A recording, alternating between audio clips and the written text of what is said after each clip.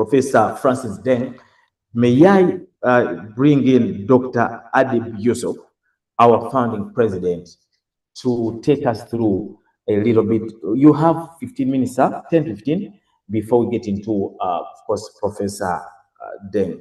Dr. Adib Yusuf, sir.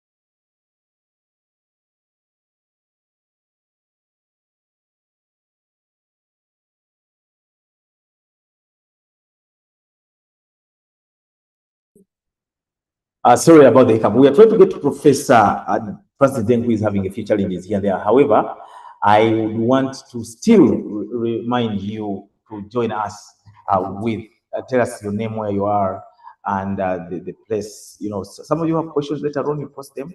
My sister there, Monzen Mintami, will be going, reading us the questions. However, I would want to bring in still Dr. Adib Yusuf briefly before getting to Professor, to just say about why we are here and also briefly take us through a little bit.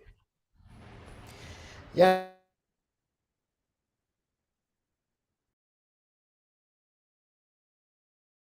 Doctor?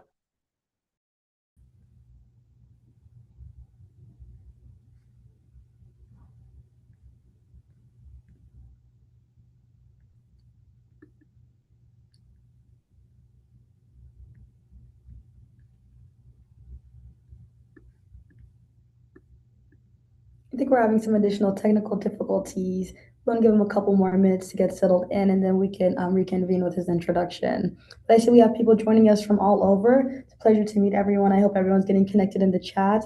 But hopefully you can join us soon.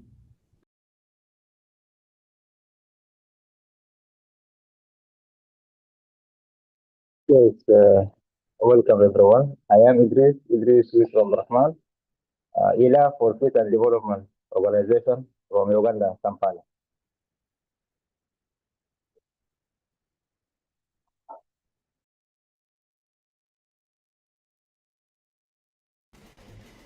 Yeah, thank you. Sorry for that. And thank you everybody for taking the time to attend this conference from different location, different countries, different continent. That shows a lot about your interest and support to Sudan and your concern about the issues of human rights, issues of peace, and issues of justice. We are delighted to have all of you in this conference, and we are just having some few technical issues with Professor Francis Deng. As soon as we finish that, we will be able to start our conference.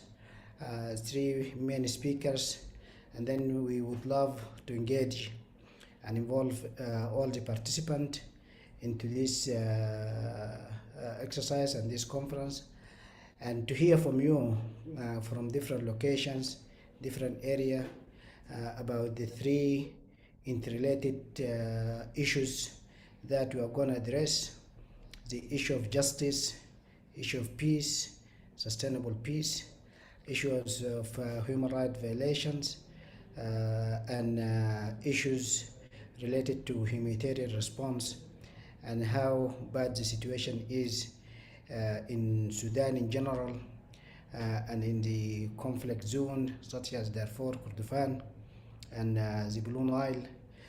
So we are too much interested to hear your experience, to hear from you, and also in response to share with you what we are planning to do. We are running this conference from people to people. And this is an organization that work in Sudan, across different parts of Sudan, from Kulbus to Kassala, and in different other areas in Sudan. But we are not only limited our work inside Sudan, we are also extending hand to work in the neighboring countries such as Chad and Uganda, where I'm talking from. We are doing our best to help the refugees in these countries. Little that we know about the situation of the refugees, because most of the donors, the international organizations and others, they are focusing on inside Sudan. And the situation of the IDP, of the refugees in the neighboring countries, is not as it is, and that is one thing that we are also bringing into the conversation, and we want to hear from you. So again, we are sorry that we are having issues with Professor Francis Deng to sign in. The minute he sign in, we are going to start the program. We have lovely two moderators, Muzan from the US and Miles from here, from Uganda, with supporting staff of People to People here in our Kampala office, and looking forward to have a discussion. We have Kate, she's also with us from Amnesty International. So just a few minutes before we get engaged into this. I'm sorry for the delay and sorry for the technicalities that we are having.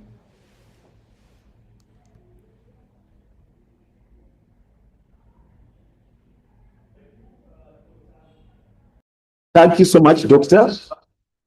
Of course, for your great remarks there. We appreciate them. Remember, I am super excited to see people coming through, joining from different parts of the world. If I can go through here a bit to see, people from wherever you are. I'm seeing Australia, much love from Walid Halouf. Thanks so much, brother.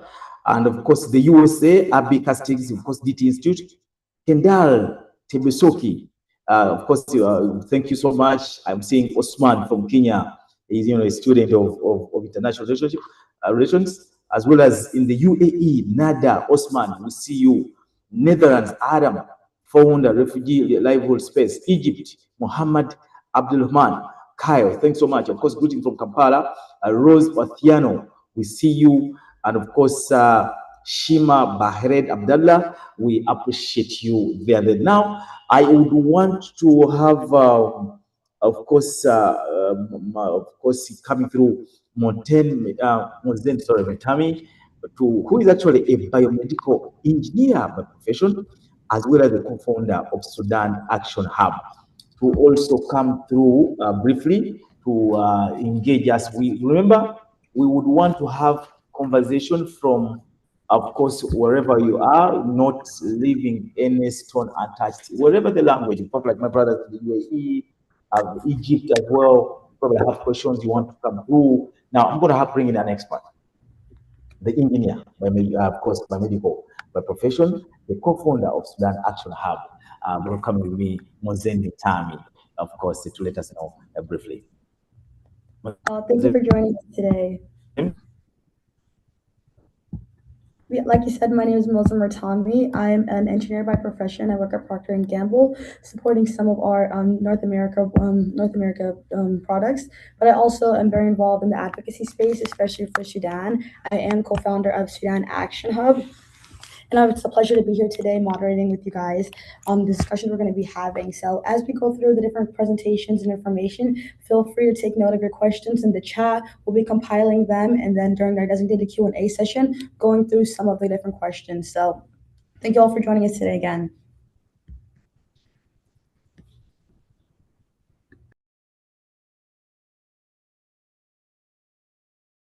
Okay.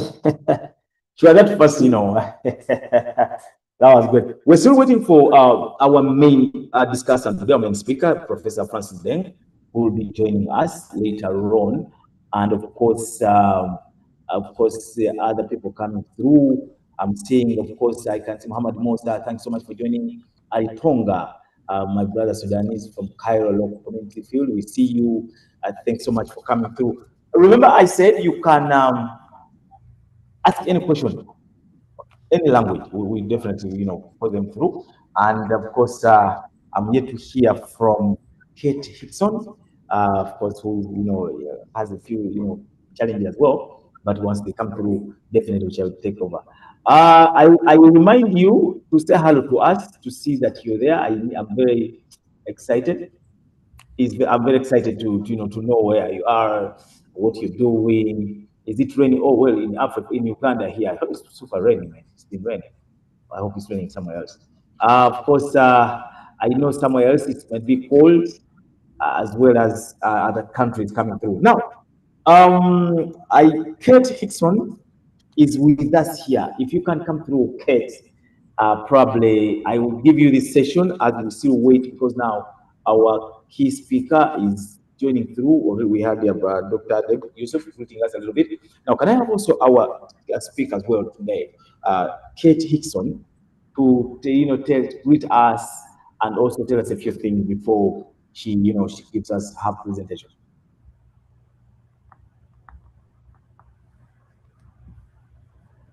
Kate, are you there? Yes, sorry, I'm multitasking a little bit this morning, so thanks very much, everyone. Hi. So, would you like me to go ahead and start with my piece until Dr. Francis Deng comes on? Now, I want you to say hello to President Francis. People who are, we have over, many people, watching through on streaming on YouTube, others here on Google. So we would want you to, say hello to them to know that we are with you. We say hello to the little one as well, from us here. Yeah, so that we know you are with us.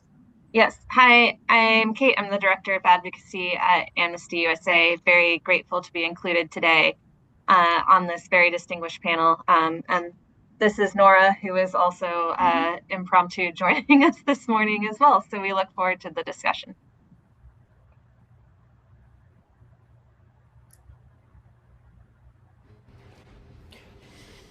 Thanks so much, Kate. Thank you, Kate. We believe things are moving on with us. Well, I can see Adam Ishak.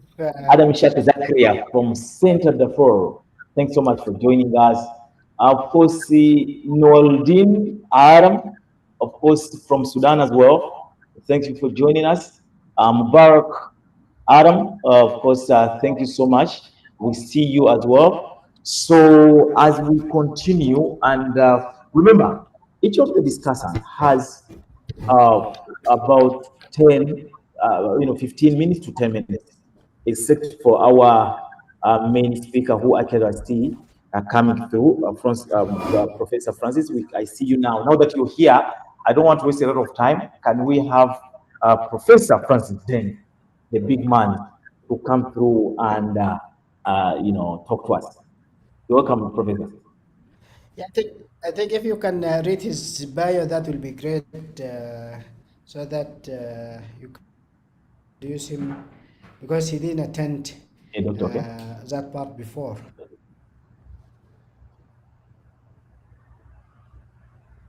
Doctor, I missed that. I was trying to, can you say that again, please?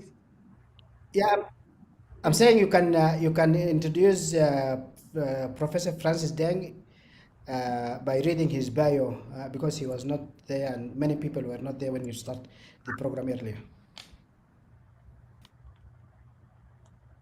Thank you very much. Now that the main man is here with us, I'll go through his little bit of bio. We get to understand who exactly our brother, our elder, who he is. Francis Madeng Deng was born in 1938 in Abyei of Ngok Dinka, an area between the north and southern Sudan, and now contested by the two Sudanese. He received his higher education in southern Sudan and secondary education in northern Sudan. He studied law in the University of Khartoum, where he graduated in 1962 with LLB honors and was appointed on the faculty and sent abroad to pursue postgraduate studies in the United Kingdom. While in London, during the 1955-72 civil war, the military regime of General Ibrahim Abdul wrongly accused him of masterminding Southern Sudan rebel activities in Europe and ordered his immediate return, interrupting his studies. Francis Deng refused to return. Oh, he must have been a shaman. He resigned his position on the faculty and accepted a fellowship at Yale Law School in the United States, where he received LLM in 1965 and GSD in 1968. Dr. Deng has served in numerous national and international positions. Following the 1972 Addis Ababa agreement that ended the civil war, he successfully served as Sudanese ambassador to Nordic countries. Now that's including, of course, Canada, the USA, and also the Minister of State for, of course, Foreign Affairs. With independence of Southern Sudan, Dr. Deng was appointed the first permanent representative of Southern Sudan to the United Nations. He participated concurrently in Southern Sudan and national dialogue, and the revitalized peace process and ended the 2013-15 and 2016-17 civil war. Dr. Deng also held several positions in the United States, in the United Nations Secretariat, first, and Human Rights Officer. Later on, Special Representative in the Secretary General on internally displaced persons. And finally, as a Special Advisor, the Secretary General for the Prevention of Genocide at the level under Secretary General. Mobility has been the core of Dr. Deng's professional life. He taught in the U.S. university, including Yale University, Columbia, New York University, Graduate Center of the City University of New York, and the School of Advanced International Studies, that's SAISA, of Johns Hopkins University. He also held a senior position in the leading U.S. think tanks. You know, when you talk about think tanks, we're talking about brains. We're talking about people can be able to explore, people can be able to talk broadly. So he's been the think tanks, including the Woodrow Wilson International Center of Schools, Center of Scholars, United States Institution of Peace, that's UAIP, the Brookings Institution, the Crook Center of the Library of Congress, and the Center of International Studies of Massachusetts Massachusetts Institution of Technology, MITI. Dr. Deng has authored and edited over 40 books. Now listen, over 40 books on a wide variety of subjects, including 2 novels, Cry of the Owl, Seeds of Redemption, on the quest of national identity in Sudan, and the conversation with ghosts of the chairman. Now, in relationship with Dr. Dong, Dr. John Garanga de Mobia, the late leader of South Sudan People's Liberation, who they had a well, of course, good relationship. Now, that is briefly about Professor. Oh my God, you can't go and read about this gentleman, what he has achieved, what he's done. Oh man, this is absolutely good. Now, who else to have him here with us? Well, come with me, Dr. Francis Deng, to take us through and what's happening with us here. Thanks so much. Dr. Deng?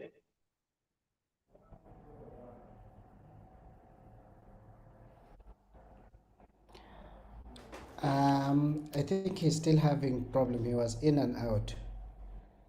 So can we move to Kate? Then while he's trying to solve this.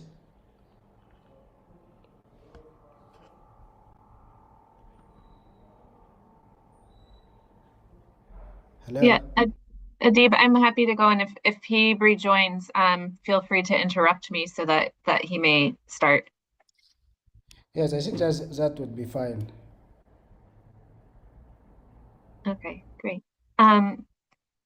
Thanks everyone for joining today. As I said, I'm Kate, the Advocacy Director for Amnesty USA, and I've been asked to speak about the human rights situation, both in the current conflict, but also kind of how it's tied to previous conflicts. And I apologize for any baby laughs that interrupt my presentation.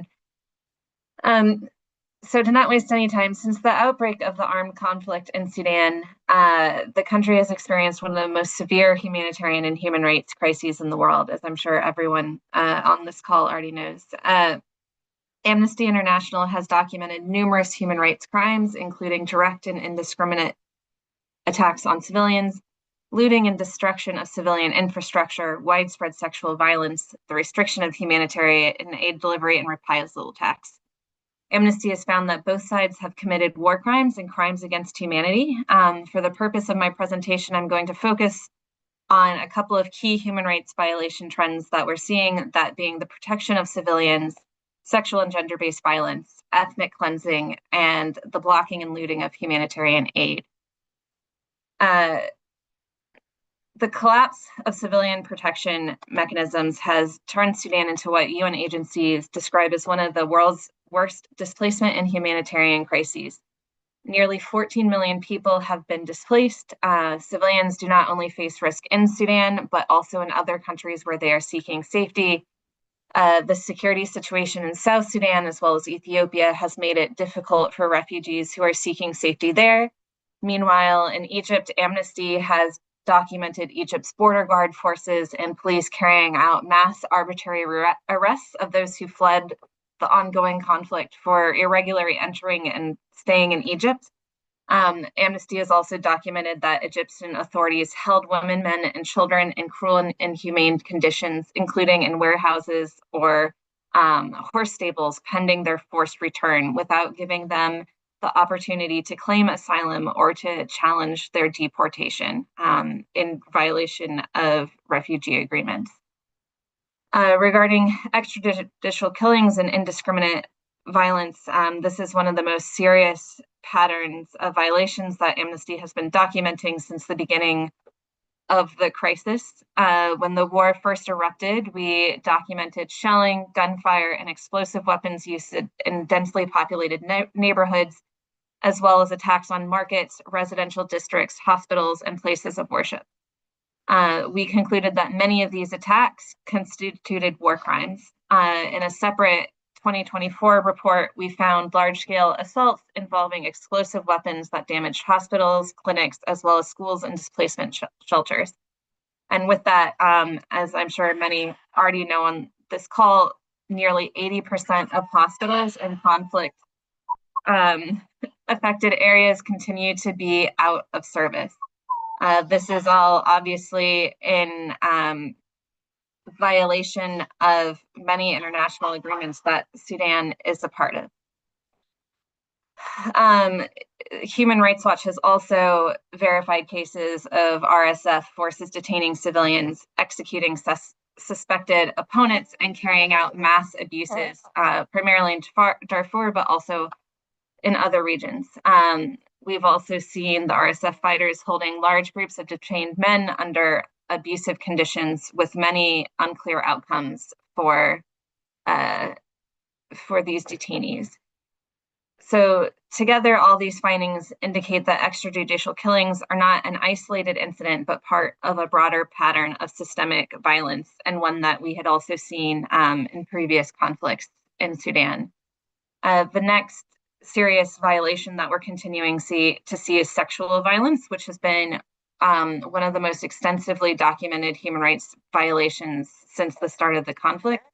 Unfortunately, as many know, this conflict has been particularly devastating for women. Amnesty released a report last year that looked into conflict-related rape and other forms of sexual violence committed by members of the RSF against women and girls in Khartoum and other towns and villages across Darfur state.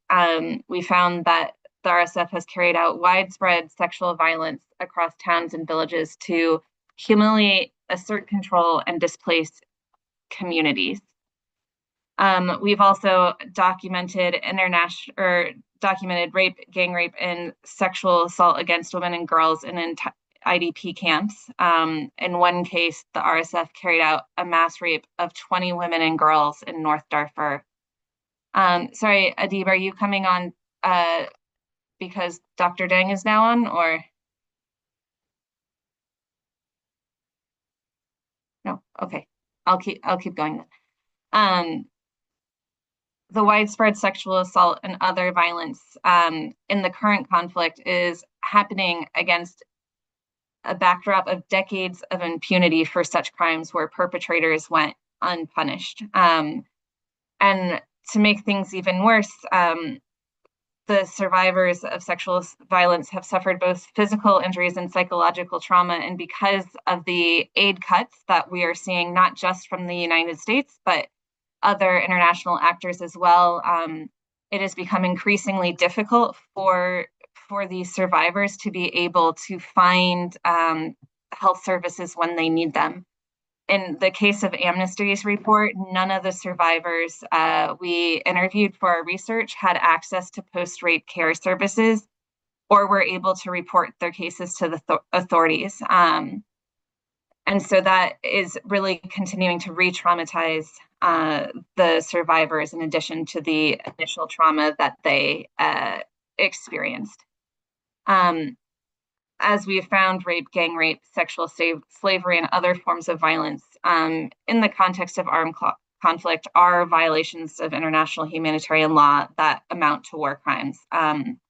They also violate several human rights, including the rights to equality, non-discrimination, physical integrity, and the prohibition of torture and other ill treatment.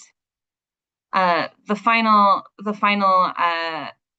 human rights violation that I want to speak about is ethnic cleansing, which again, we unfortunately saw very early on in the conflict, where it was clear that in El Janina and other non-Arab communities, they were being specifically singled out by the RSF. Human Rights Watch has also concluded that the RSF is responsible for a campaign of ethnic cleansing targeting the Masalit people and other non-Arab communities. This was apparent through the objective to permanently remove them from the city of El Janina. And again, these continue to constitute war crimes and crimes against humanity. The RSF and allied militias systemically targeted unarmed civilians, especially boys and men, for the killings. And then the final piece I want to mention is just the continuing blocking and looting of humanitarian aid. As those on the call may be aware, the Fourth Geneva Convention requires states to allow the free passage of all consignments of medical and hospital stores intended for civilians and the free passage of all consignments of essential foodstuffs, clothing, and those required for civilians. Unfortunately, what we've seen is just since an outbreak of the conflict, the consistent and worsening pattern of obstruction of humanitarian aid, with the UN noting that both the SAF and the RSF have restricted aid through not only bureaucratic impediments. I know many are familiar with all of the bureaucratic obstacles that the HAC has put forward over the years, but also insecurity, deliberate interference, and looting of aid supplies. These restrictions aren't incidental to the conflict, but form a part of a broader pattern in which warring parties have been using this denial of aid as a tactic of war. And I think this is incredibly important because this is something new that we are seeing. We saw it first with the conflict in Tigray, and unfortunately what we're seeing is many of the negotiations focus on requiring the parties to do what they should already be committed to doing under international humanitarian law, and that they are violating. And so instead of focusing negotiations around a political solution, are simply focused on trying to get aid in a very dire situation. And as I said, much of this, what has been already seen through not only this conflict, but the previous conflicts as well. And I know we'll talk about this further, but this makes it incredibly important to ensure that there is justice and accountability so that we do not repeat a cycle of impunity with further conflicts in the years to come. I believe I see Dr. Deng on the call now, so I will stop here to allow him to make his remarks.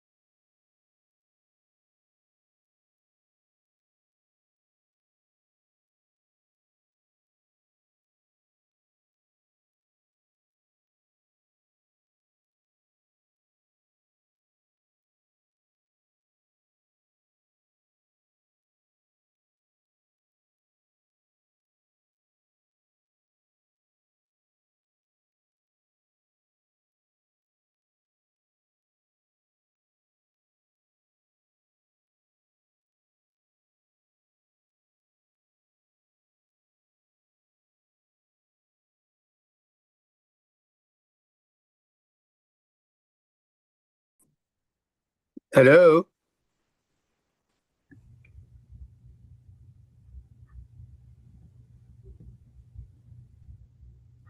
Hello? Hello, Miles. I don't think we're able to hear you if you're speaking. I think the audio's Oh, been. okay. Can you hear me now? Oh, yes, we can hear you now. Okay. So am I connected with you? Because I have been having difficulties here. Yep, we could hear and see you all right. Should be good to go. Okay. Well, sorry, your conversation was ongoing. Am I supposed to be talking now? Yes, they are. They introduce you twice, so thinking that you are in, and we find that you are not in. So the floor is yours. Oh, my word. And you're gonna speak for 15 minutes. Well, first of all, I apologize that we have been having some technical problems. And I must confess that I'm a bit shaken by all this, so I don't know whether my ideas will come across clearly. I will try. I was thinking that the best way to deal with this issue is to really look at the problem from two perspectives, the domestic perspective and the external. And the situation is so complicated and so complex that I want to reduce it to some degree of simplicity without being too simplistic. And I want to focus on two issues domestically before we go to the external dimension. And the two issues have to do with, number one, the tension between military dictatorship and civilian rule. And number two is the relationship between religion and the state. These two issues are actually interrelated, and they connect with the root causes of the problem going back to independence in 1956. In fact, 4 months before independence, in August 1955, when the war in South Sudan broke out. And the problem then was a crisis of national identity, which had very deep historical roots that went back to the days of slavery, whereby if you became a Muslim, Arabic speaking, culturally Arabized, and you could claim some ancestry back to Arabia. You were elevated, you were recognized and respected as a citizen. If you were an African black and supposed to be heathen, you were a legitimate target for slavery. Two identities evolved in the country. Identity of assimilation in the North, which meant that irrespective of the details of your race or color or language or cultural background, you were assumed to be an Arab and a Muslim and therefore elevated.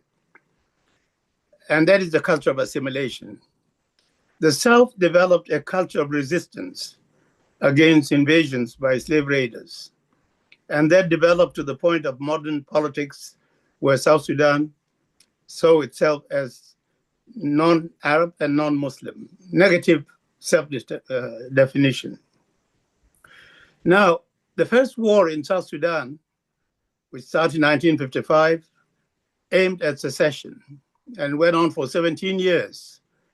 And in the end, it was resolved by autonomy for the South. That autonomy was abrogated 10 years later. And the war resumed again.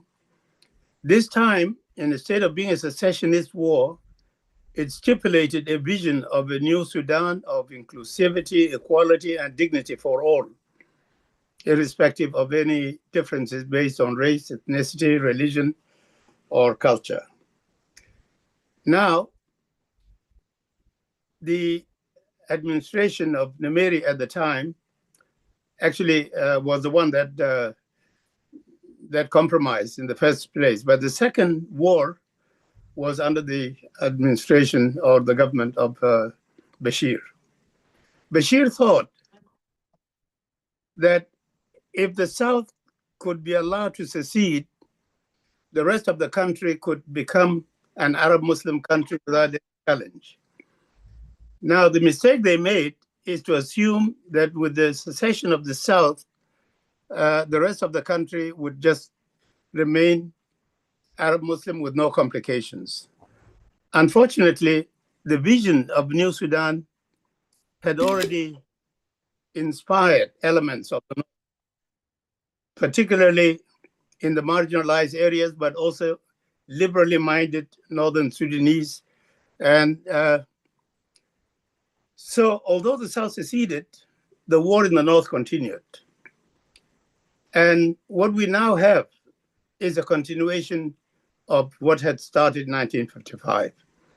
Now, one of the reasons why the Arab, what you would call the tension between the military rule and civilian administration is because the government that would be, for instance, a democracy, which is what applied at independence, we had a democratic system, failed to solve the problem of South Sudan.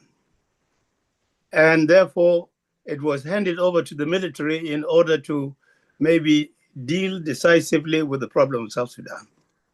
And that was when Abdullah Khalil handed power to then Aboud. Aboud also failed to solve the problem of the country. So we went back to war. And actually a continuation of the war. Then Nimeri, in partnership with the Islamists, took over.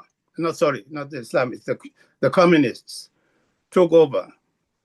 And again, that is the arrangement that I mentioned before, an autonomy compromise. And then when Nimeri abrogated the agreement, war started again. And again, you had the civilians, the Islamists, in partnership with the army under Bashir, they took over. Turabi told me that their cooperation with the army was because the Muslim Brotherhood could not achieve what they wanted through democratic processes. So they handed over power to Bashir, the military, to do what they could not do. So the gist of what I'm trying to say is the relationship between the military and the civilians was a kind of symbiotic relationship in which one wanted to depend on the other to solve the problem of the South. And they each failed. Now we have a situation whereby the agenda of the alternative government that came to Sudan is linked to the Islamic agenda of the country. Not only because Arabism and Islam were interconnected, but also because all the different religious leaders representing the political parties, the patrons of the political parties, had an Islamic agenda. So Aradahab said to me, when people were accusing Turabi as the mastermind of all the Islamic agenda regimes in the country, he said, no Muslim leader can abolish Sharia once Nimeri introduced it. So we have a situation now where the civilians and the military governments depended on one another to try to solve the problem of South Sudan. We then have also a situation where all the political parties in varying degrees have a degree of commitment to the Islamic agenda. That's how complicated the situation in the country has been. So when we now have the tension between the civilians and the military, or between the Islamists who want to impose Sharia and those who are against the role of the National Islamic Front, to some extent, there are differences, but there are shared elements too. And both of them have been, in a sense, unified by the war in the South, against the South. Now that the South is gone, the vision of the new Sudan, which has inspired the country, is the one continuing. So what do we do then? We have to recognize that nobody is coming with a clean hand. As they say in law, you don't go to equity with dirty hands. Nobody goes to equity with blood in his hands. So of the domestic agenda, we have to recognize that there are shared elements and differences among the various political factions in the country. Our vision then has to be, how do we create conditions for peace? Number one, I believe most Sudanese, other than the odd ones out, want the war to end, want the war to stop. And also, most, if not all, Sudanese want to preserve the unity of what is left of Sudan after the secession of the South. The question then becomes, well, how can that be achieved? What kind of framework can ensure peace and inclusivity, equality for citizenship? And this is where we go back to the vision of John Garang, of New Sudan, of inclusivity, equality, and dignity for all. That's the domestic agenda. There will be differences as to allegations of who has committed what crimes and what we should do about transitional justice and all that. But basically, all the Sudanese are divided and unified by elements that are shared. Elements of democracy or military rule, element of secularism or civilian or Islamic administration. We then have to sit together to sort out what is the common denominator, what can unify the country. Now we go to the external actors. There is no way anybody is going to just put down the arms and say, I've been defeated. There is need for face-saving device, and then needs a third-party mediation. The first war was ended by the mediation of the Christian churches working with Emperor Haile Selassie.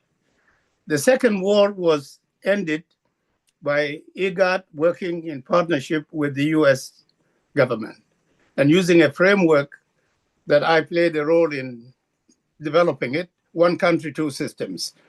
For me, I was not for secession of the South. I wanted, if the North wants to be Arab and Muslim, let them be. If the South wants to be African secular, let them be. But within a framework of one country, but two separate systems. That was misconstrued, and in the end, it became a step towards secession. I was for self-determination, but not for the South to secede, but to be a pressure on the Sudan to create conditions that would ensure the unity of the country on the basis of full equality of citizenship. So we need a third-party mediation. The mediation that has already been started by Quartet, Quad, and Quintet, these are important, but it involves too many partners, too many actors.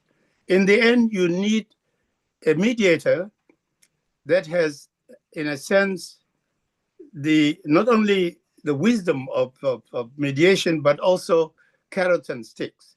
Someone with you might call the leverage to be able to achieve something acceptable to both sides. And so I think there needs to be a national consensus domestically, and secondly, a mediation from external actors.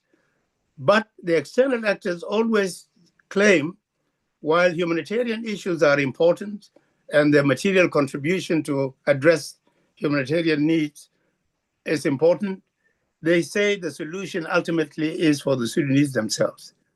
You have to find your own solution and we will help. So their role is one of mediation, largely to save face, and in a sense, to provide a kind of leverage that will make the parties find some advantage in coming together. So let me end by saying that we need a domestic scene of all the parties sitting together and discuss in details how do we actually bring peace based on justice, inclusivity, and dignity for all the Sudanese. Details of different agendas can be sorted out. These will be the main objectives. There has to be a vision. That vision has to be a vision that preserves the unity of the country, that includes bringing peace, but with justice and equality for all. Then the external mediation. We need to unify the external mediators and specify one, two, or a main mediator that would have the leverage and be supported by all the other external actors. When we come to issues of transitional justice, yes, everybody agrees that justice is essential for sustainable peace. But everybody also agrees that in a war situation like this, it is not easy to determine who has committed what crimes and deserves to be punished, and who will be, in a sense, involved in a reconciliation process. I think these are details in which the cultural values also count. We have experiences of other countries, whether you go back to the Nuremberg trials and who was punished and who was let go. We go to Rwanda, we go to quite a number, even South Africa. There are different ways of dealing with transitional justice. I have not been looking at my watch, but I fear that I might have come to my 15 minutes end. So I'll stop here and I will respond to other questions later. Again, I apologize for coming a bit late and shaken a bit by this inability to manage the technology. I'll stop here. Thank you.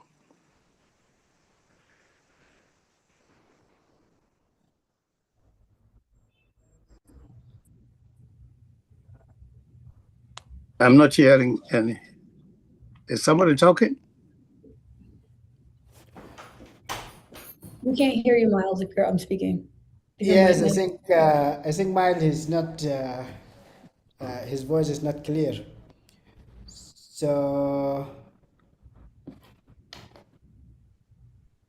I think.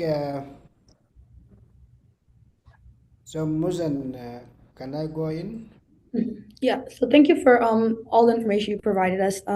Wonderful overview. And I know we have some questions that have been dropped in the chat from some of the audience members for you as well as for Katie. Before we go into those questions, I know we kind of cut off Katie from her speech. She gave a portion of it. If you want to reconvene and complete your portion of it before we divulge into the questions. Kate, you had more to add to that?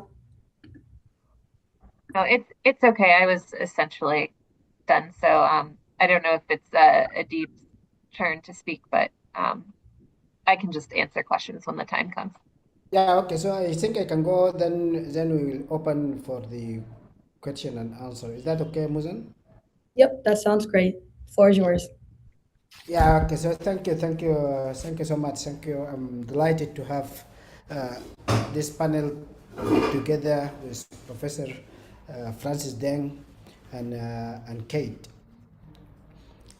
I've been asked to talk about the humanitarian situation in Sudan. But before I do so, let me start by expressing my profound gratitude to all the participants whom have registered and attend to this conference, and uh, and. And we are sorry that we start in a little bit late, so that is why I'll make my remarks, or I will summarize my remarks. My name is Adib, and I'm working for this organization, People to People.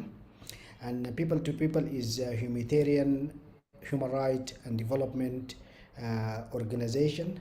We are based in Sudan, and we have been working throughout Sudan, in different parts of Sudan, in Darfur, in Kordofan, in Khartoum, in Kassala, in different areas of Sudan. But also we are working in the neighboring countries. So I'm now talking to you from Uganda, where we have our offices, and then some of the field offices at the refugee camp. Today, Sudan is marking 1,101 days since the conflict started in April 15, 2003. I agree with the situation Kate has talked about on the issue of human rights situation, and everybody knows about the humanitarian situation in Sudan. The United Nations call it the worst humanitarian crisis in the world. But I'm here in the field. I've been living with the victims, helping the increasing number of the IDPs inside Sudan, and increasing number of the refugees across Uganda and other areas, other countries. The situation of the humanitarian situation in Sudan, in particular Darfur, Kordofan, and Blue Nile, is worse than ever somebody can imagine. But it's not only limited to the situation, the civilian inside Sudan, or the people or the citizens inside Sudan, but also for those who were forced to flee to cross the international border from Egypt, Libya, Chad, Central Africa, South Sudan, Eritrea, Ethiopia, and even countries that they don't have close border with Sudan, such as Uganda and Kenya, let alone the Sudanese outside in the Middle East. And so we're talking about 3 million people were forced to turn either internal displaced people or refugees in the neighboring countries. The condition of the IDPs and the host community and the conflict affected population, including nomadic group, are bad. They're lacking food, medicine, non-food items, and the conflict consequence on the civilian, not only on the issue of the destruction of civilian infrastructure. We are not talking about universities, talking about markets, banks, commercial facilities, hospitals. Like this conflict is a totally different conflict than all conflicts that we experience or we lived within its environment. This conflict can be also defined as an urban conflict. It started in Khartoum and then it's spread in different other capital cities of the states. And that's why it forced the people to move from the cities to the rural areas with very limited facilities before the conflict, let alone the situation of the IDPs in Darfur, for instance, before the conflict.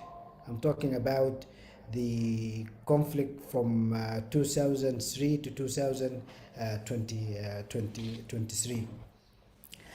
The two major challenges that facing IDPs are either how to survive and the issue of protection.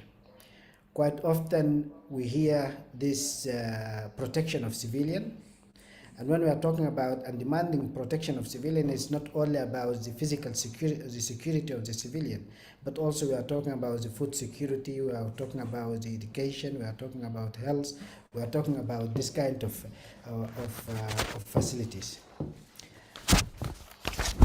I think looking at the situation in other countries, Sudan, although it classified as the worst humanitarian situation, still it has lack of attention from the international community, and it has lack of funding from international community in comparison to other conflict. We have seen the conflict in Gaza and how the international community were acting and reacting and supporting. We have seen also the conflict in Ukraine and how the international community is supporting and acting and reacting. But in Sudan, there is always an excuse. It's true, this I will talk about it later, but even with the refugees in the neighboring countries, there's lack of support. So I'm here to call for the international community to fulfill their obligation on dealing with the Sudanese in an equal way. It is morally unjustifiable to see people dying of hunger, of starvation, of lack of medication in the 21st century. That's why there's some challenges that are facing the situation in Sudan, including the domestic challenges. Among them is the politicization of aid. And until and unless we get out of this politicization of aid, we will have more restrictions of humanitarian delivery. Finally, I'm going to end up by two quotes and a demand. Martin Luther King once said, "Injustice anywhere is threat to justice everywhere." And that is why we want to treat Sudanese as equal and as others.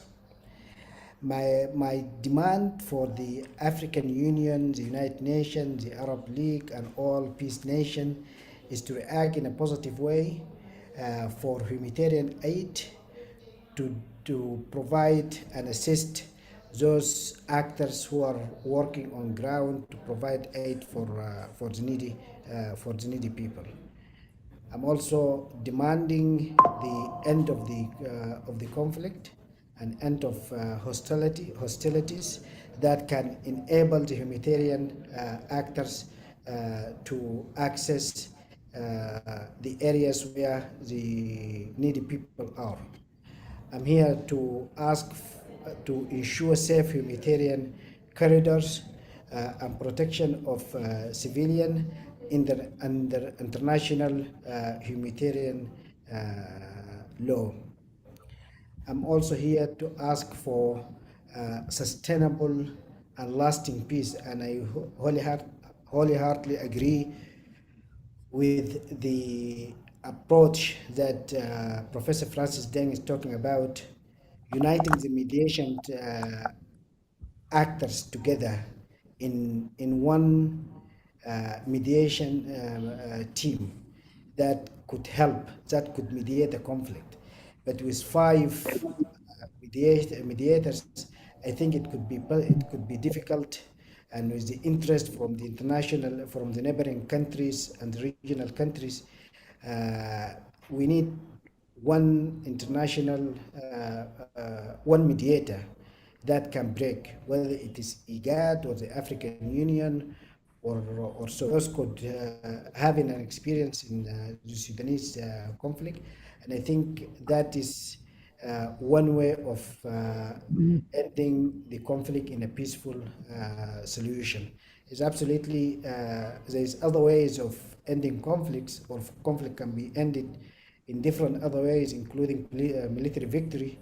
But at the end, even if it ends in a military victory, at the end, peaceful resolution is needed. Transitional justice is highly needed. Social peace is highly needed. So it's much better to end this in a peaceful way. Thank you.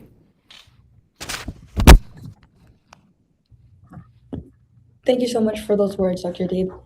So we have dozens of people here today who are here to hear from these experts on the field regarding the patterns of violence we see in Sudan through displacement, delayed accountability, and overall the impact that it's making on millions of people. So thank you all for the speeches you guys gave. We're going to dive into the Q&A session now. So starting off with Katie, so many of the human rights violations we're discussing today, particularly in places like Darfur and Kordofan, are acts of violence that have been documented over 20 years ago, and these patterns persist. So how do we begin to move beyond managing the consequences to address the root causes of prolonged violence in Sudan? And to build on that as well, what are some sustainable long-term interventions? What do those look like? Yeah, thanks. That is an excellent question. First of all, I want to say I'll answer this both kind of with my own view rather than that of Amnesty, as we don't necessarily make a prescriptive recommendation, but also want to emphasize that it's really something that needs consensus amongst the Sudanese people, and particularly the buy-in from survivors. But what we saw 20 years ago, in my view, was political expediency in terms of resolving the conflict. And as a result, justice and accountability was not meaningfully addressed, nor did the international community really enforce any requirements on justice and accountability. And so I think moving forward to address the root causes, we first have to ensure that there is justice and accountability, so that we're not permissively saying you can commit these violations and we will overlook them in an effort to resolve things quickly. But also that in terms of addressing the root causes, it really needs to be something that the Sudanese people themselves make a decision on what the political outcome, what the structural outcome of justice and accountability look like going forward. Thank you for that. Did any of our other speakers want to add on to that at all before we move on to some of our other questions?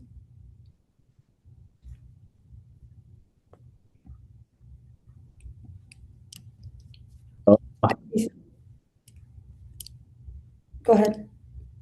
I appreciate whoever you are, thanks so much.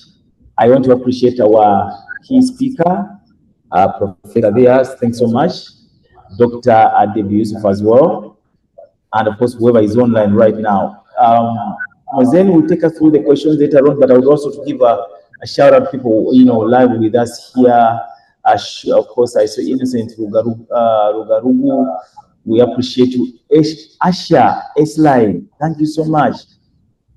Please don't forget to tell us where you are. It's important we know the place where you might be my neighbor or my first brother. I'm seeing Emladin Ismail. Thank you so much, brother. Zahara, Haida, Sarah Ahmed, Shima, Bahre Abdullah, Ayub Abdullah, Abdurrahim, Ibrahim, Karis, very good. I see you. Of course, shukran, my brothers. Yusuf Sulaiman, thank you, Sulaiman, thank you so much. And of course, so many are joining through. Briefly, Dr. Mozen, if you can excuse me a little bit of talk about Dr. Yusuf Adib, who is our of course, the human rights activist. He's done a great job, for bringing us together. Our sister there, Kate, with challenges of a baby, but still you could see she's very energetic. I love that. And of course, my brothers and my sisters in Egypt, I see you. Of course, I see UAE. Thanks so much. Italy, I see you. Much love. In America, I see Massachusetts, Boston. I love that. It keeps coming through. We are all together. Okay. Well, I would want to have, of course, my sister here taking us through more of the questions. If you have questions, please, you can raise up your hand. We shall be able to pick you up. Of course, those of you who cannot can leave the questions in our comment section. We'll be able to pick the questions through, regardless of the language. We can be able to, of course, go through with you there. So now, my sister, can you take us through the question session right now? Thank you very much. Yeah. So after the first question, I saw some hands pop up. Did anyone have any additional insight to add to that, or were there some questions wanting to be asked? Whoever would like to go first from the 4 hands raised. Could you kindly repeat the gist of the question again? Oh, the initial question was, how do we begin to come out of conversations in? Oh, sorry, apologies, wrong question. But so the question was, how do we manage the consequences in addressing the root causes of prolonged violence, and what are some sustainable long-term interventions look like in these regions?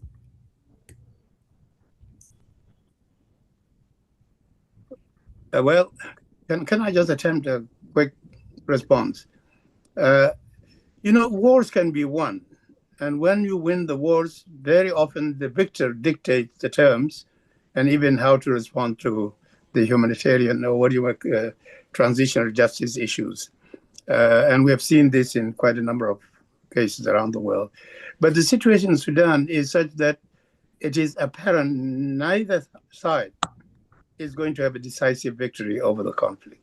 And even if there were to be a military victory, the wounds would be still there. The country would still remain divided. So what we need to ask ourselves is, do we want peace? I think people say yes. Do we want unity? I think people say yes. On what basis can we achieve unity? I think we would agree that we want a framework in which all Sudanese enjoy the dignity of citizenship on equal footing. The details of accountability, compensation, punishment, and all that can be discussed. But if we, before we come to an agreement, begin to point fingers, and as is now the case, see the problem in zero-sum terms, people are being called mercenaries, others are being called extremists, others are being labeled, we cannot come together. What we need to do is accept that there is room at the table. And let us then discuss with the vision of peace, unity, equality, dignity for all. I think that's fair. And mediators can help us, bring us together. Thanks. Thank you for that response. And just to build on that a little bit, someone in the audience had asked, based on your particular experience, do you see an opportunity for reconciliation between some of the different groups mentioned in order to be able to create this space of peaceful coexistence in which democracy can be achieved? Well, it is with your enemy that you make peace. It's not with your friends. We know that obviously people don't go to war unless they have reasons they believe are worth fighting for or even dying for. So if we accept that fact, that everybody comes with some kind of a cause, whatever the degree of legitimacy of the cause. So if we agree that we need to talk and then see the different interest groups, whether internal or even external. By the way, factions that are fighting inside have also elements externally that are supporting them. What are the motivations of those external actors? Is it affiliation based on identity? Is it vested interest in geopolitical considerations? Is it resources of the Sudan? All those things can be discussed. Ultimately, peace will come. The question is when and by whom and on what basis. So I think the first step is dialogue for all those who have an interest in the country. Thanks. Thank you for that. And just before moving on to questions from the audience's hand raised, there were two more questions in the chat. But there's a sentiment reflected in the audience that the international community often is ineffective or is powerless when it comes to addressing some of the human rights violations in Sudan. What are some concrete implementable actions that could come out of conversations like this to actually improve conditions for civilians, particularly in regions such as Darfur and Kordofan, and who needs to take the lead in making these actions happen? I'll let the other speakers respond. Can I speak? Hello? Yes, carry on. We're able to hear you. Okay. Thank you for everyone. Thank you, Prof. and Pro and Kaitan, Dr. Adib, and all the participants. I am Muhammad Abdurrahman. Now I am from Cairo, but originally from West Darfur, Guinea. I have just a question. Just maybe to Prof, we can sit as Sudanese and you can solve this problem as soon as when your people they agree others. But maybe the one issues, and we need to look at the neighbor countries. They are looking that the neighbor country will be part of this where they are going to Sudan. This is one of the big questions now in Sudan is they are looking that there are some countries without, I'm not need to say some names of the country, but there are some countries now they are the part of this world. How will we deal with these two issues and to solve this problem? If you solve our problem inside, maybe even you need to how work with to solve our problem in neighbor countries. How can we to deal with these two issues? And the second for this of the issue of this, the rapes of the women in the if you see them in the chat of the chat, really one of the big issues. They need treatment, they need advice, they want child without barbers, and this issue really need some support, maybe for the people to people, this organization to how to deal with them, and to deal with others. Thank you for sure.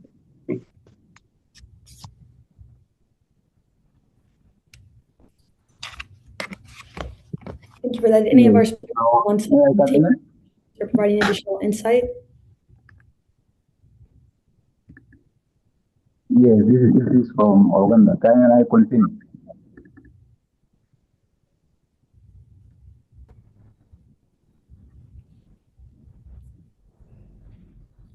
Did anyone want to take any of those questions? Well, again, if I may just step in for quickly on the first question about neighbors. I think, in shaping the identity of the country, whether in terms of the identity of assimilation or that of resistance in the South, external actors have been very relevant to the internal dynamics of identification. But it is quite obvious that Africa has not played its role the way the Arab world has shaped the issues of domestic concern in Sudan.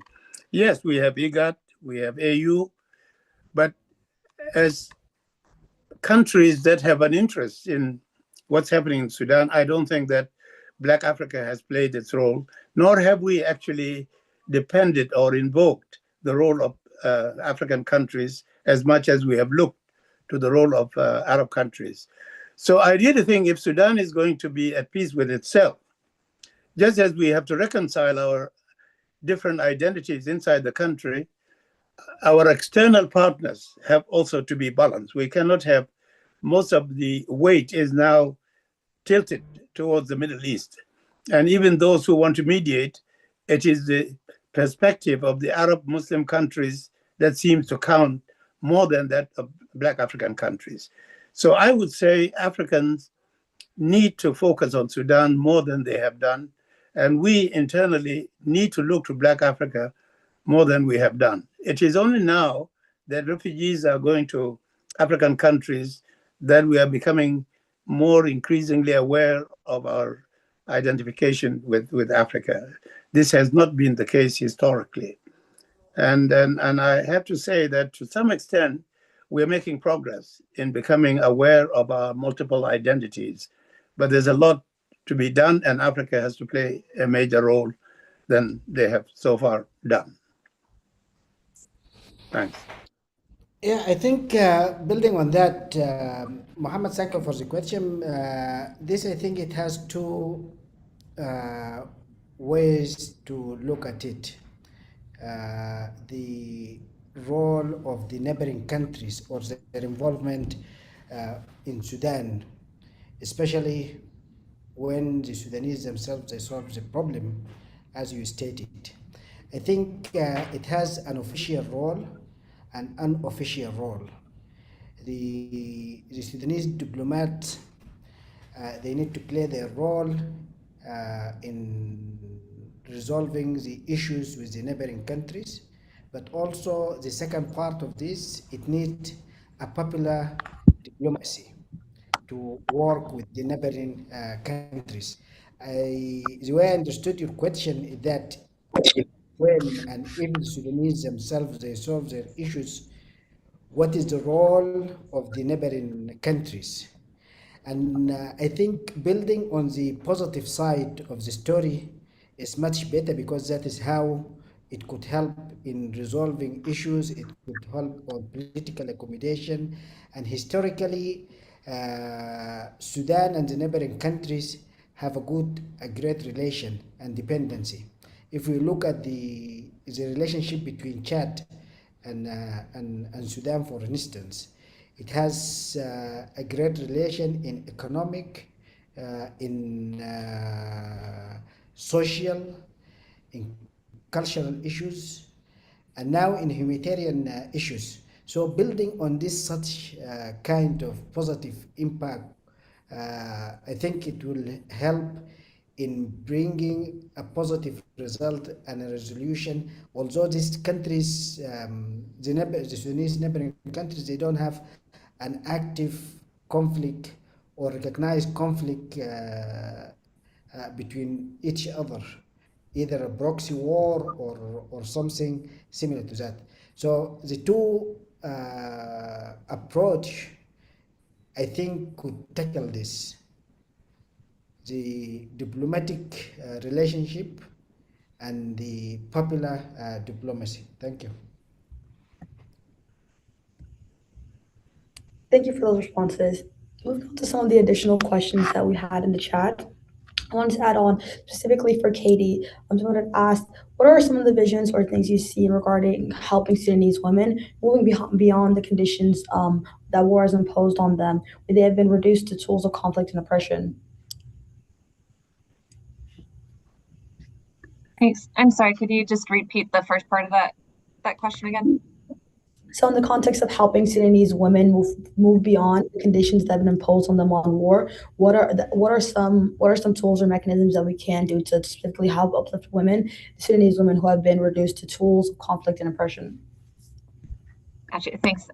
So first, obviously, the international community must absolutely increase the amount of aid they're giving so that survivors can access test kits and medical assistance as needed. I think also it's important to genuinely be empowering women to help end this conflict. I know that the United States had a side event when they met in Switzerland that had women, but you did not include them at the negotiating table, and that was a mistake to be keeping them separate. But ensuring their active participation, Sudanese women are incredibly talented, passionate, amazing activists on their own. And so to marginalize them from these dialogues is a mistake. And I believe that they know best how to empower their community further. And so I would look to them for further solutions, but would say to the international community that it shouldn't be a token box check in terms of their position or participation, but that they need to be meaningfully included going forward. Thank you for that.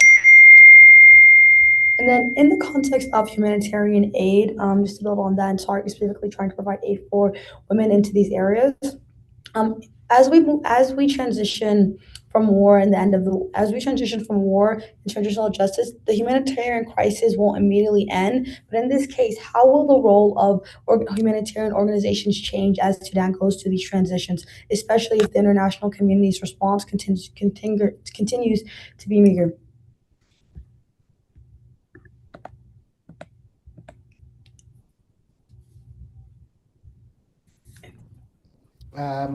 That question for me? It can be for any of the speakers. It wasn't targeted. Yeah, I think the conflict is developing, and the responses to this conflict is also need to be developed. So we are not dealing with the same issue over and over again. A. B, I think the issue of response to the humanitarian crisis, it has also to be changed and dynamic. We're not going to wait just for an emergency that could make our people depending on foreign aid. So part of this, we need a different way of helping people. So at this time, we need projects to deal with the early recovery of the conflict, project to deal with the long-term solution of the conflict, project to address the immediate need of the people. There might be an argument talking about the humanitarian, the security situation. That is true, but it's also true there is a places whereby people are settable, and there is kind of relative kind of peace. And on the other side of the story, those refugees in the neighboring countries, they could have a pilot project that when peace comes, they will go back to Sudan with skills in different. If we are talking about the agricultural skills, manufacturing skills, vocational training skills, so people, they will go back with different type of. So this is the paradigm shift that we are looking for to see in humanitarian response, not just providing food and then bringing different type of justification and so. I think this is if we do this, we can expect a different result. As Albert Einstein once said when he was trying to define insanity, of doing something over and over again and expecting a different result. So we want to do it differently in order to gain and expect and have a different result. Thank you. Thank you for that, Dr. Ajib. Now, going into some of the additional questions for Professor Deng specifically, how different is what is happening in Sudan between the generals different from what's happening between the other two generals in South Sudan, Kiir and Riek?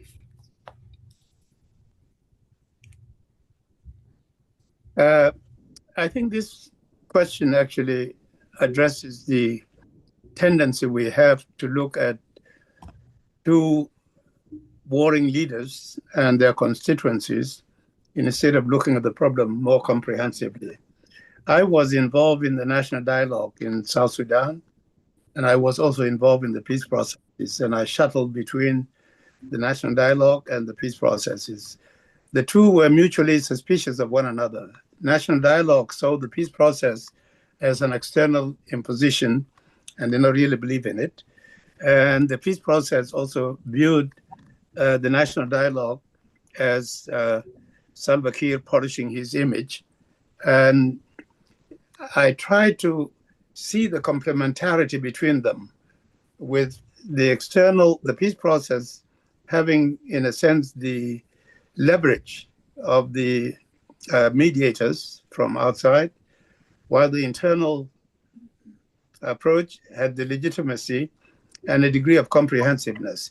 But the peace process tends to focus on Kir and Riek and their constituencies. The way we have now in Sudan, we're focusing on Bashir and Hemeti and their constituencies. In South Sudan, out of the 6 chapters of the peace process, power sharing and security arrangements became the focus. The countryside is burning. People cannot even cultivate. People have, flocked into the cities or towns for security. So I think we have to disabuse ourselves with the tendency to see the two warring factions as representing the whole country. And we now know that what is happening in Sudan, Hemeti and Burhan maybe are at the top of the warring factions, but the country as a whole has a vested interest in peace. And that is one of the reasons why whatever solution we have has to go beyond power sharing or agreement between the warring factions, and see what kind of solutions can bring genuine peace, sustainable peace to the whole country at all levels. And that is one of the reasons why peacemaking at the community level has to be factored into our agenda as we move upwards. So it is bottom down and bottom up and top down. And this is, I think this is somewhat shared between the two countries. And incidentally, if I may just add, talking again about neighbors have a role to play, both positively and negatively. I wrote a book after the end of the war between Sudan and between the North and the South called Bound by Conflict. And bound by conflict means that internal dynamics, conflicts internally spill over the borders, and also the support of factions across the borders. So even when the country was divided, remained bonded or bound by conflicts. The argument then is, can we turn this to be bonded by cooperation in finding solutions, so that countries cooperate in solving internal problems and therefore improving bilateral relations between the countries? And that's what Sudan began to do in trying to facilitate the solution of the problems within South Sudan. And also South Sudan has been trying to help also in addressing the problems of Sudan and all that. So it's a complex situation, but we have to look at the positive side of what is generally a negative. One last point also, the humanitarian agenda has a linkage to conflict. Parties usually want to use food as a weapon, or even humanitarian assistance as a weapon in war. And that's one of the reasons why we'd have to learn the lesson from South in what was called Operation Lifeline Sudan. And that meant while you are fighting, you have to address the humanitarian needs of the people.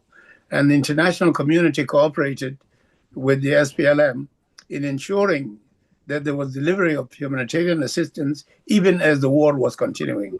This is a delicate process which needs to be negotiated with the international community. Otherwise, the parties use humanitarian needs as a weapon in war. Thank you. Thank you for that wonderful response. I see a hand raised from the audience. From Mujahid, you had a question or a point to chime into? Okay, thank you. I think that I have two questions. One of them, based on my experience in South Kordofan, I think that we are facing different kinds of war, like we are under siege for more than 3 years in the main capitals of states like Dalan and Kadugli. And we are facing many challenges between two sides. SAF or RSF during the previous period, we are facing many challenges like shortage of medicals, doctors, health facilities, wash, many things, economic and financial issues like logistic. My question is, what level and degree of human rights violation you can put it based on this situation? My second question for Francis, Prof. Francis, I think that we have two projects in Sudan, old project and new project, managed by government and other active parties like SPLM North and others. And now we have facing some interest from neighbors, from international community, and I think that we are learning from past. We face many challenges, like we don't have balance between war and peace, because most of the Sudanese need peace, but the role of parties and the others whom are acting the war were active than to make a peace. Even our previous experience, we see that we don't have the total cost of the peace and the total cost of the war. For this, my question is, do we have evaluate our previous agreements, peace agreements in Sudan, to compare between what we need to be, or because after separation of Sudan, we are come again to war with the same issues like identity, sharing of power, many issues. My question is, what is the way, what is our advice to us as Dr. Francis to go to solve our problems internally? And we know there is some kind of interest from neighbors and other international communities. Thank you, and over.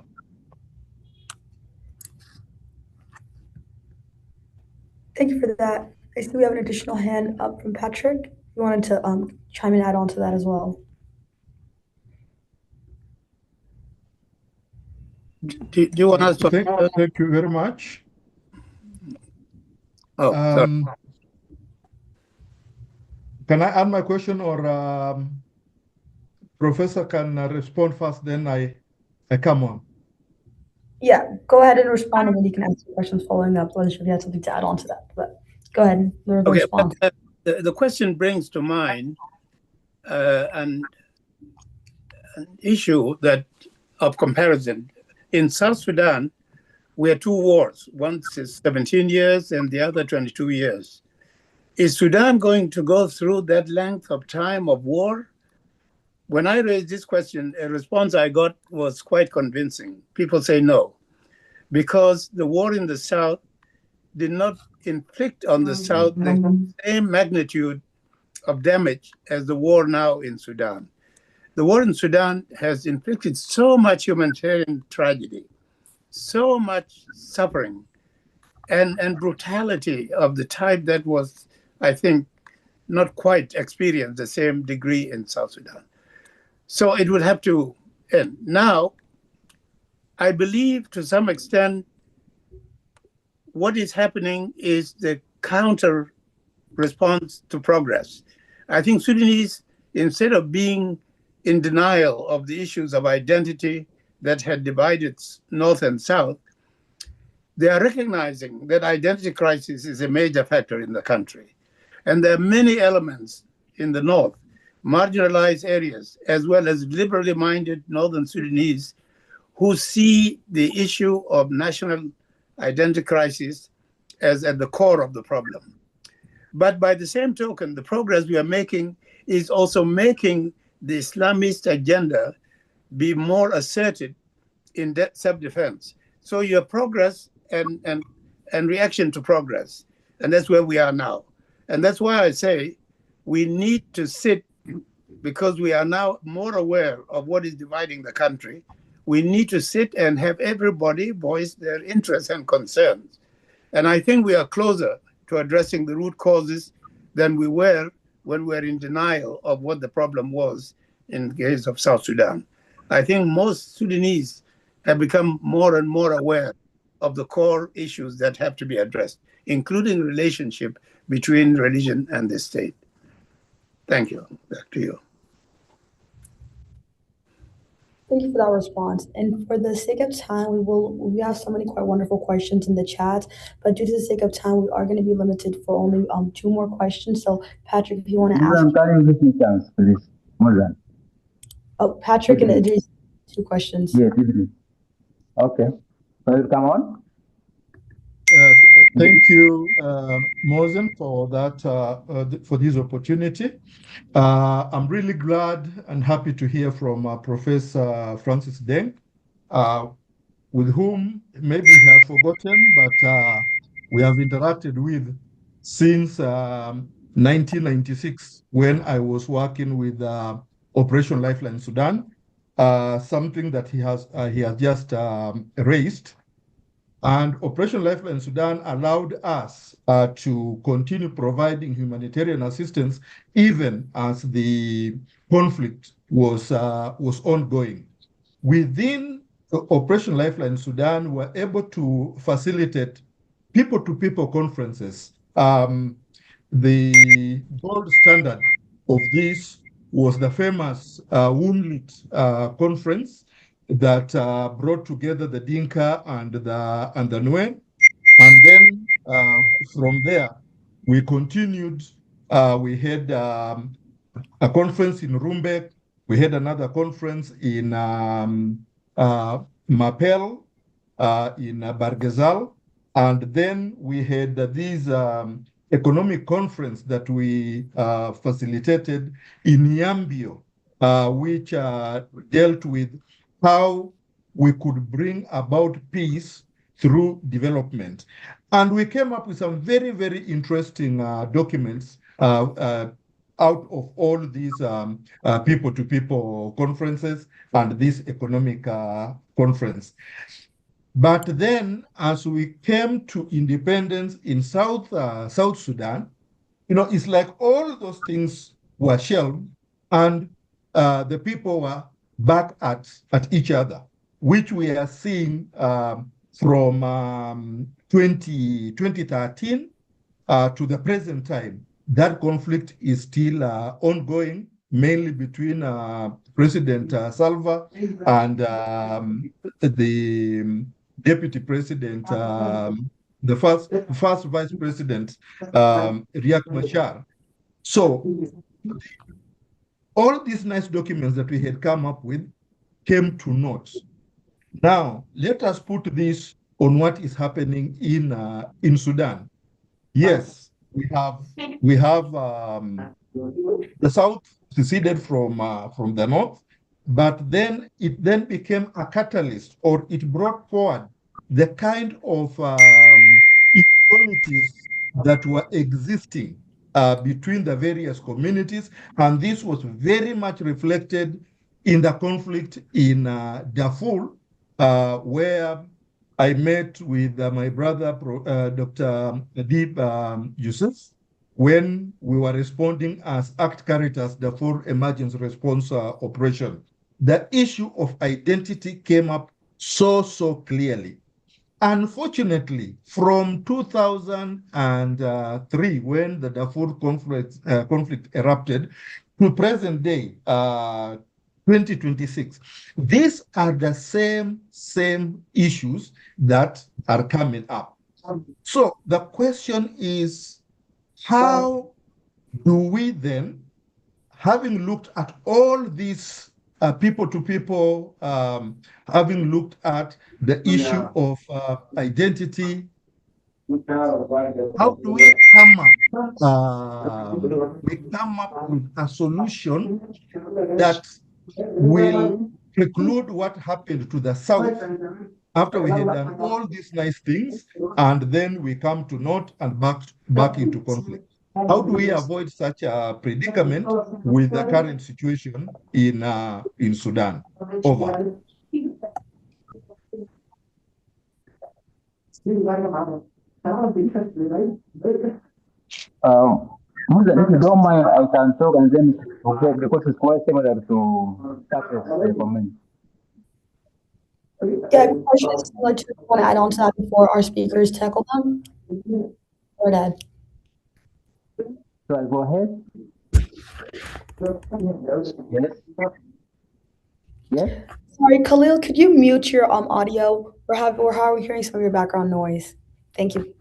But yeah, if you said your question is similar to the previous one asked, if you want to add on to that before our speakers tackle them, go right ahead. Okay. Thank you, Muzan. Also, thank you to people for organizing this process. Prof. Francis, Kate, and Dr. Adib. I'm Idris Yusuf Abdurrahman of the ILA for Peace and Development. I'm now based in Uganda, in Kampala. But also, I was ex-humanitarian worker in Darfur for quite a time with UN OCHA, with UNIT, Civil Affairs, and with other also international NGOs. What I want to say is one to Kate of Amnesty, issues of impunity.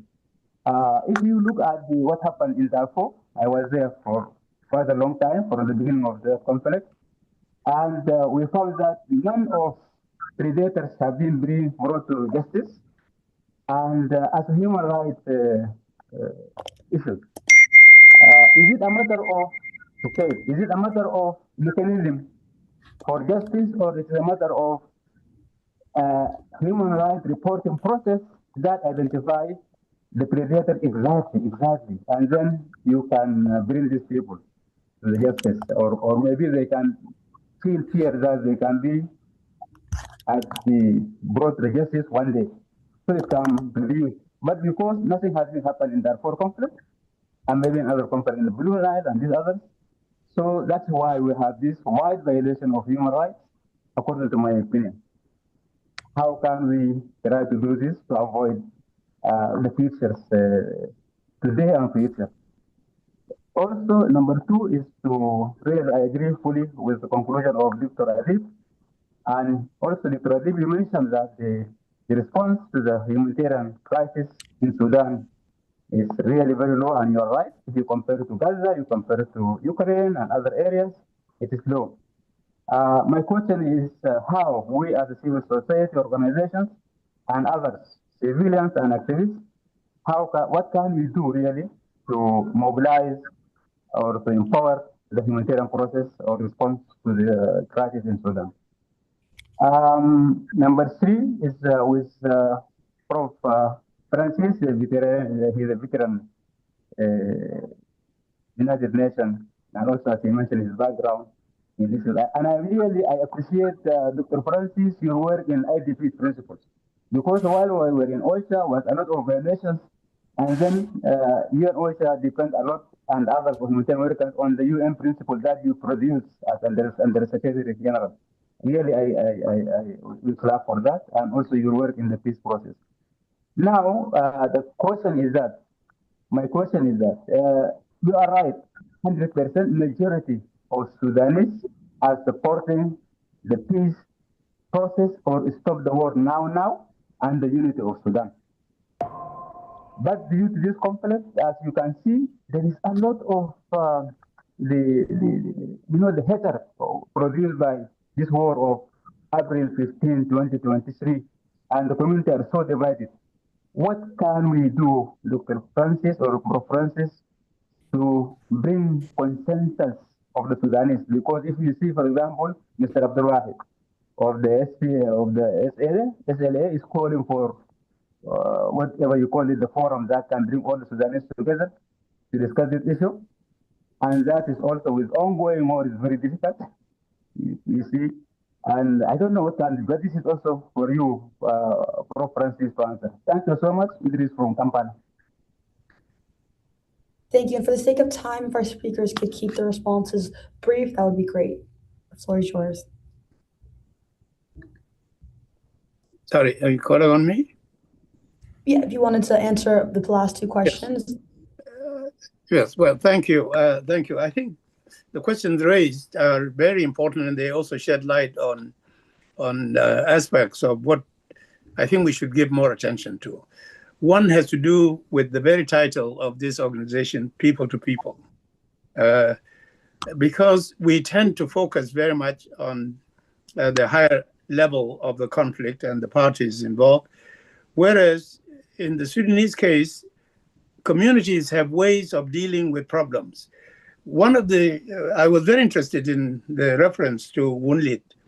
When WUNLID was concluded and those who were directly involved came to the United States and were giving talks in Europe and the US about the experience of WUNLID, and they were using that also as a basis for raising resources.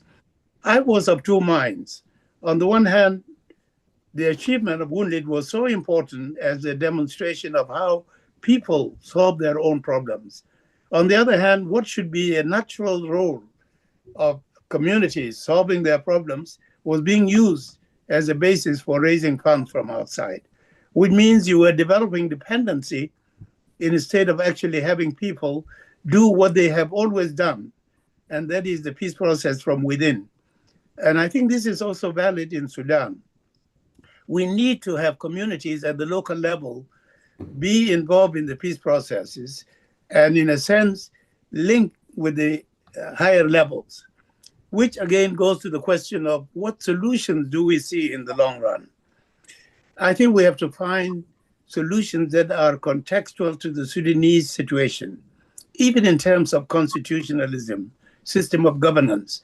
We cannot be adopting models from outside without seeing what is it that, in terms of the fundamental cultural values of how to live together, how to resolve issues. When I was ambassador in Sweden, there was a Swedish diplomat who had been in the Sudan, and he gave me a book which he had written called Ma'alesh. And that title was to, in a sense, summarize the fundamental values of the Sudanese in terms of forgiveness, reconciliation, and all that. I'm not saying that we don't hold people accountable for crimes committed and all that, but there is a dimension also which is a Sudanese way of resolving conflicts, consensus building, reconciliation, forgiveness. When you have had a massive destruction of the type that we now have, yes, a few people will be held accountable and maybe even punished. But by and large, communities have to come back together into reconciliation. So I just want to say there is a lot to be done at various levels, not only in the peace process, but even in the kind of solutions and the governance systems that we will eventually introduce to the country.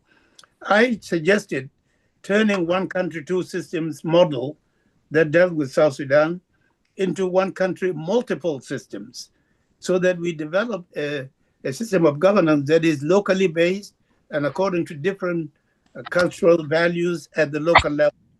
This is still to come, but we should have that as a vision. Let me conclude by saying war will end sooner or later. It is time for us to discuss what will bring the kind of peace that can be acceptable to all the Sudanese and that can therefore be sustainable. Thank you. Thank you for that.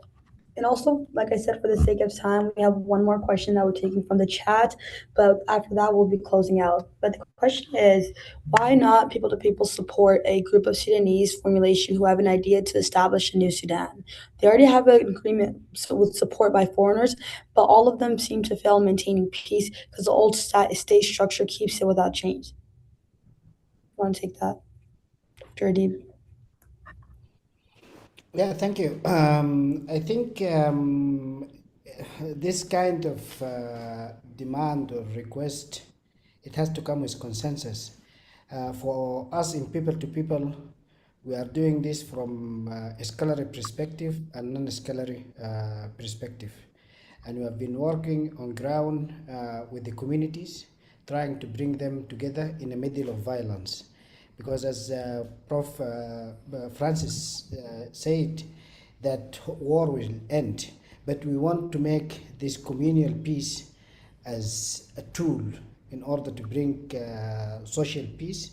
And this kind of model, we call it functional coexistence, where people, they can functionally coexist. Then automatically it will move to the second step according to the model that we are designing, which bring the social peace, and then it could lead us to lasting peace. So in actual reality, we are trying to do our best in order to bring communities, local communities together, so that they can sustain and survive. Not and also trying to bring together the intergeneration relationship. So, and the previous relationship, the history of Sudan told us that the past is better than the present. And so for us, we want to make the future is better than the past and the present. That people, they can live together, accepting each other, and this is with just peace. We are not talking about issues that people can get out of justice. Justice must prevail, but also peace has to be there, because that is why and how we supposed to live in this life. I'm just gonna talk a little bit about what Idris was said, and then a little bit of what respond to what Patrick was also raised.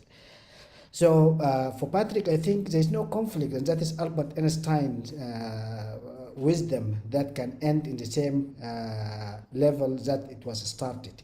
It was the conflict. It started in 55, and then until the conflict in Darfur.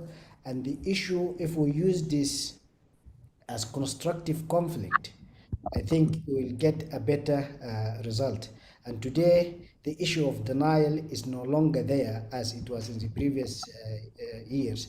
So Sudanese today, they are more aware about their rights, they are more aware about their duty, and then any engagement of any peace processes could bring a lasting peace. This according to what I imagine and what I hope and what I live for and I hope to be achieved. It is with regard to the issue of the humanitarian response. Yes, it's true that the Sudan is suffering. It's also true that there is double standard on the issue of providing humanitarian services. As I mentioned earlier, the two countries that you talked about them also. I think we need also to have a homegrown solution. So we want to engage people from Sudan in how to support the humanitarian response. We want to look at the neighboring countries, how to support the humanitarian response. But I think the homegrown solution for the Sudanese people, it is embedded in the culture. So when we are talking about Nafir, when we are talking about helping each other and that is how this, regardless of the misery of the people that they are living today, how they share what the little they have, they manage to sustain. I believe in Darfur, in the Nuba Mountain, in Blue Nile, in Khartoum, there is an area that has never received any foreign aid since the conflict erupted. How these people are surviving and how they're still alive because of this sharing, what the little they have. So the issue of the homegrown solution, I think it needs to be part and parcel of our of our demand, and looking forward to see this happen, and looking forward to strengthening what is already exists on that. Besides the fact that food and all this is the right, and it could be addressed from international humanitarian law perspective. Thank you. Thank you for that. And as we come to a close, I want to first thank our speakers for their insight, their experiences, and their continued commitment to the work for Sudan. And thank you to everyone who joined us today and engaged and asked a lot of questions. I want to acknowledge that we did receive a number of powerful questions from the audience, but unfortunately, due to the sake of time, we weren't able to get through all of them. But please know that we did take time out to answer as many of them as we could. But today's conversation made one thing clear, that this isn't just a moment of crisis, but a call to sustained attention, accountability, and action. So as we move forward from this, I want to thank you all again for being here with us and encourage you to stay connected, continue to follow People to People for more events and spaces like this so we can continue to have meaningful, impactful conversations. Thank you all again for joining us today. Thank you very much. Thank you. Thank you. Thanks everybody for being on here. I would want to extend my greetings to people who have been very far, Qatar, UAE, Egypt. We appreciate you guys. This has been very great. Anytime I will be visiting Professor Deng, please, I'll be I'll be visiting you soon. And everybody's been here. It's been great. Well, thank you. Thank you very much. Thank you, everyone. Thank you so much, This was everybody. a great session. Very good. Yeah. All right. Kate, Have a I'm good coming day, through everyone. as well. Thank you, everyone. Good. Thank you. Bye-bye. Thank you. Bye. Patrick, nice Thank meeting you. you. Nice Bye-bye. to see you. Very good to see you.